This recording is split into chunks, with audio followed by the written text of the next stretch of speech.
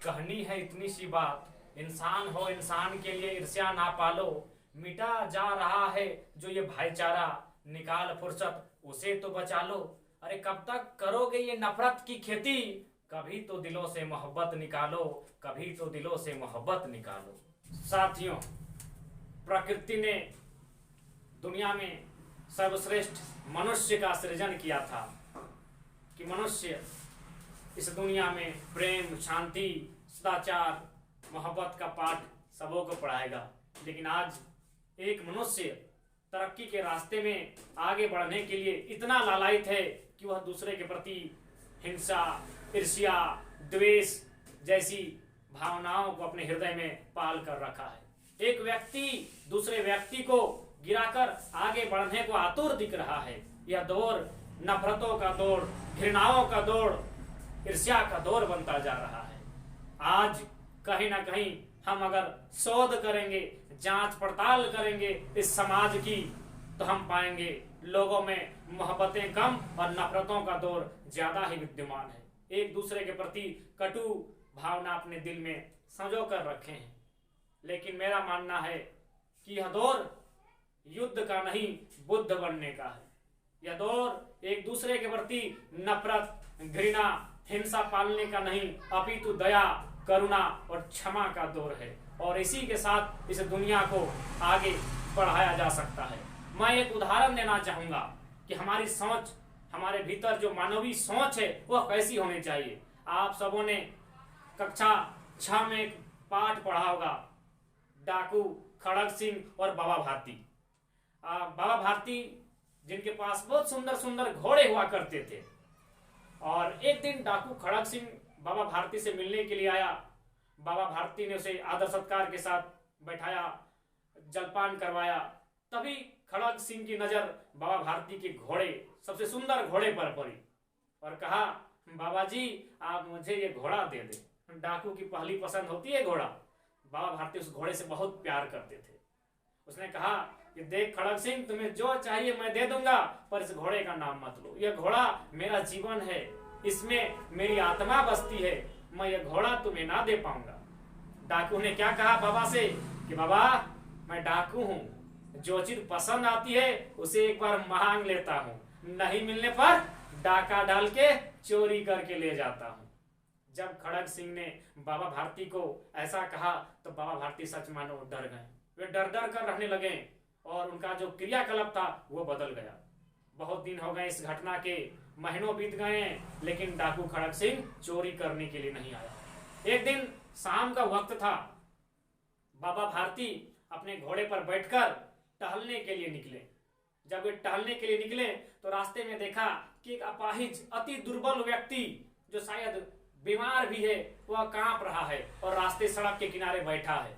बाबा भारती उदार हृदय के, संत साधु प्रवृत्ति के लोग थे। वे घोड़े से उतर गए, जाकर उससे पूछा क्या बात है। देखा वह व्यक्ति, उसकी स्थिति बहुत ही खराब है। बाबा भारती ने स्वयं घोड़े से उतरकर उस व्यक्ति को घोड़े पर बैठाया और वे धक्का देने लगे, पीछे से चलने लगे। कुछ दूर चल ही थे कि अचानक वह घोड़ा तेजी से भाग खड़ा हुआ। बाबा भारती को लगा कि भाई अचानक ये क्या हुआ। वह व्यक्ति इतना बीमार था, इतना दुर्बल था, इतना निर्बल था, अचानक इतने तेजी के साथ घोड़ा कैसे भगा रहा है। बाबा भारती को समझने में एक पल की भी देरी नहीं लगी। वह बीमार व्यक्ति कोई और नहीं, स्वयं डाकू खड़ग सिंह था। बाबा भारती के सामने अंधेरा छा गया, लेकिन उन्होंने पूरी शक्ति के साथ अपनी इस आवाज को एक जगह एकत्रित किया और जोर से आवाज देते हुए कहा कि डाकू खड़ग सिंह रुक जाओ, मेरी बात सुनते जाओ। डाकू खड़ग सिंह रुक तो गया। उसने कहा बाबा जी आपकी सारी बातों को मान लूंगा, पर यह घोड़ा ना दूंगा। बाबा जी ये घोड़ा ना दूंगा। बाबा भारती ने कहा इस घोड़े का नाम मत लो, यह घोड़ा तुम रख लो, इस घोड़े का नाम बीच मत लो। बाबा भारती ने कहा मेरी एक छोटी सी विनती, मेरी प्रार्थना तुम सुनते जाओ। डाकू खड़ग सिंह आए और कहा कहिए बाबा जी क्या कहते हैं आप। बाबा भारती ने बड़ी विनम्रता के साथ कहा कि हे डाकू खड़ग सिंह, आज की घटना लोगों के सामने मत रखना, आज की घटना से लोगों को जानकारी मत देना कि आज क्या हुआ था। खड़ग सिंह अवाक कि अरे भाई मैं डाकू हूं, मैं डाका डाल के ले जा रहा हूँ। मैंने सोचा कि अब मुझे यह शहर, मुझे यह गांव 6 महीना के लिए छोड़ना पड़ेगा, क्योंकि मैं चोरी करके ले जा रहा हूँ। बाबा भारती उल्टा कह रहे हैं कि मैं इस घटना को ना बताऊं, जबकि मुझे तो डर था कि बाबा भारती लोगों को बताएंगे कि डाकू खड़क सिंह मेरे घोड़े को चुरा कर ले गया। पर यहाँ तो उल्टा हो रहा है। बाबा भारती मुझसे कह रहे हैं, मुझ डाकू से कह रहे हैं इस घटना को किसी को मत बताना। बड़ा आश्चर्य की बात है। तब डाकू खड़क सिंह ने कहा, बाबा जी आप ऐसा क्यों कह रहे हैं? क्या उत्तर था बाबा भारती का कि डाकू खड़क सिंह, अगर तुम लोगों के बताओगे कि तुमने एक दुखी का रूप धर के, एक बीमार व्यक्ति का रूप धर के मुझे ठगने का काम किया है, तो आने वाला दिन कोई व्यक्ति किसी बीमार, किसी निर्बल, किसी दुर्बल की सहायता नहीं करेगा। इसलिए यह बात किसी को मत बताना। डाकू खड़क सिंह बेशक डाकू था, लेकिन उसके पास भी हृदय था। वह पिघल गया, वह पसीज गया। उसने सोचा, आज मेरा सामना किस संत से हुआ है?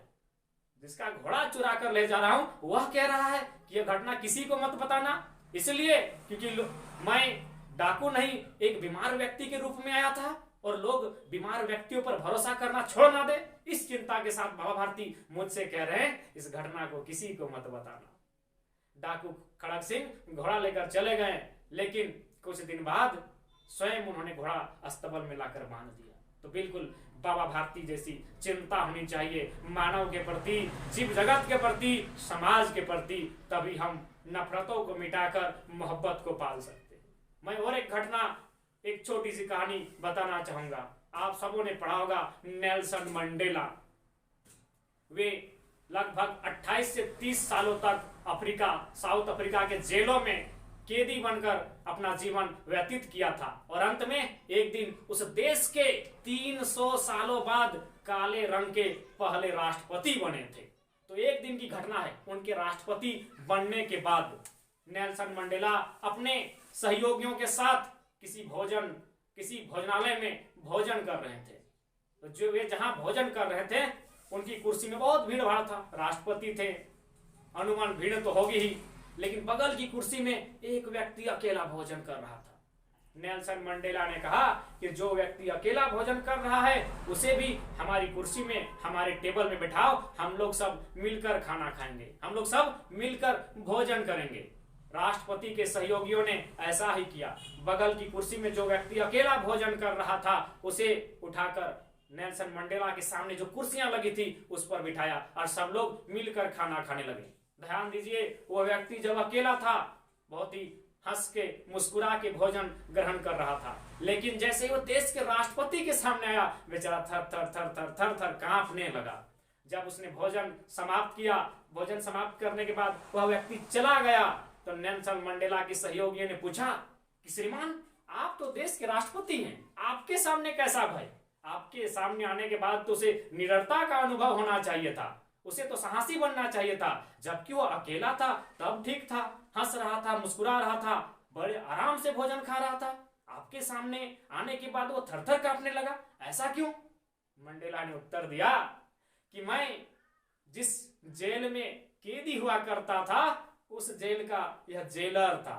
कभी मुझे मारता था, कभी मुझे पीटता था, कभी मेरे जख्मों पर नमक छिड़कता था और कभी कभी उन जख्मों पर पेशाब कर देता था।